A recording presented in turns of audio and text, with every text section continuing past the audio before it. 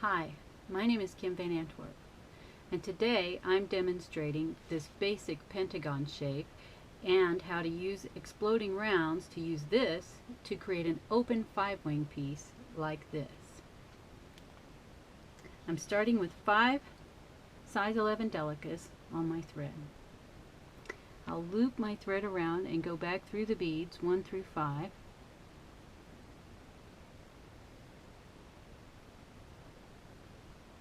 Like so, which will create a solid base. It doesn't position the beads correctly, so I will go back through the first couple of beads and pull my thread through.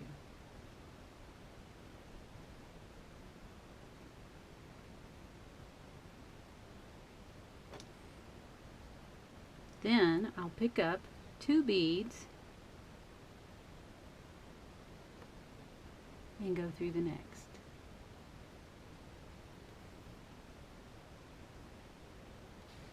I'm going to keep a very light tension on this piece because it immediately wants to fold and wing out as the beadwork goes into place.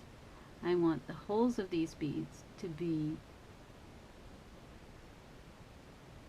vertical to the work.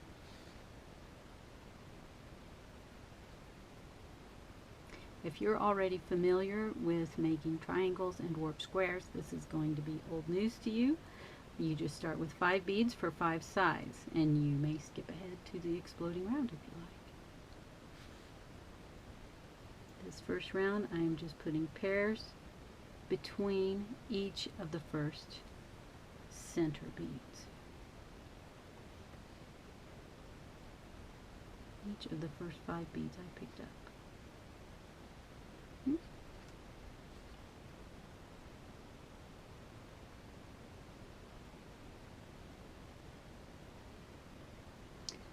This is the last pair I'm adding, and as you can see, I'm going through the dark blue bead as usual, but I'm also stepping up into the first bead of the first pair I added in this round.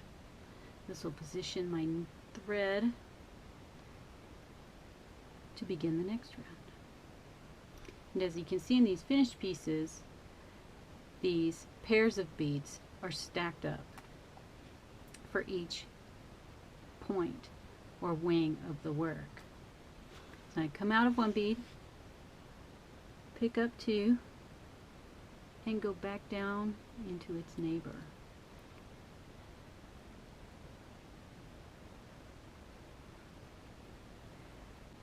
You can see I have a gap to fill here, and because I want this dark blue stripe to track all the way up the center of each side, I'm picking up that same color and it will stack right on top.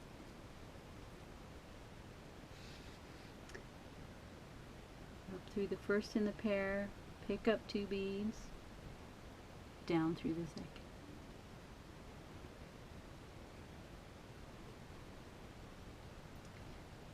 And so on around the piece. Here I've come to the last bead in this round.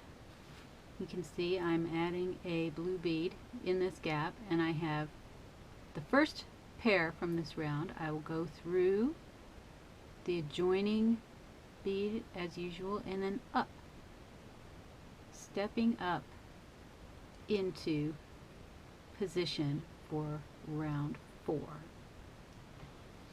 where I'll pick up another pair and start as usual. The thing to start looking out for as you progress, you can see it's starting to take a nice shape here, is I'm coming down through this second bead, and it almost looks like maybe I should go through these 2 beads, like this blue one would sit nicely there. But that's not what you want to do. You want to avoid that. Just go through the other bead in your pair, pick up the color for this round, and go through, filling that space. I like to think of that as being the shoulder of that herringbone wing, and that bead wants to sit on there. And as you can see, this is when those wings want to start flapping. That is the increase that creates the dynamic shape. And the same thing here. On top of this bead, go through the first, and it will sit in that space. Adding another pair, and I'll demonstrate it again. Going through that second bead,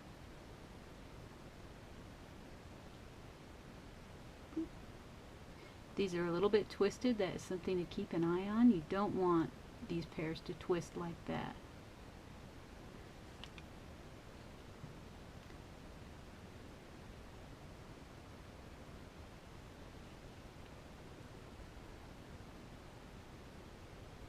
There it goes.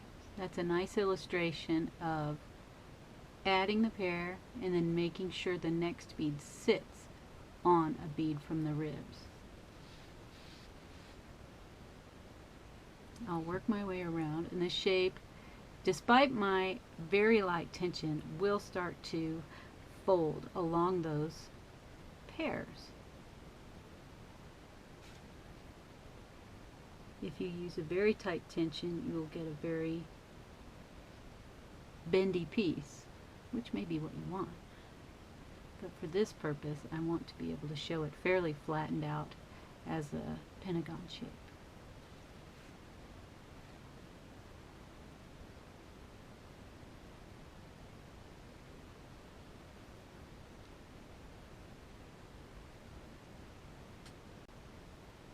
As I work my way around, you can see here is a really good illustration of how easy it is to miss this spot. If I'm working along and going through this blue bead, it really looks like there's not a space there, but there is a space there, and you need a bead there. If you find that your rounds are uneven, whether doing this, making a triangle, anything where you're using this herringbone rib or wing, usually that's the problem, that you have missed one of these increases. So I know that my next bead wants to sit at the foot of that. I'll pull it into place gently. There it sits, and it's tight there, but that's the point, because that's going to make this a dynamic piece. So I'll make sure and go through the next pair and the first one from this round, and when that goes into place, there, you can see it. The following rounds it will be more obvious, harder to miss, but in those first ones it's really good to be mindful of that, and it does help to use different colored beads so that you can look at it and say, wait, there are supposed to be two of those on each side, and you can be confident that you have placed all the beads where they need to be. Alright, I'm going to continue this to a total of 8 rounds, and then I'll be back to show you the exploding round.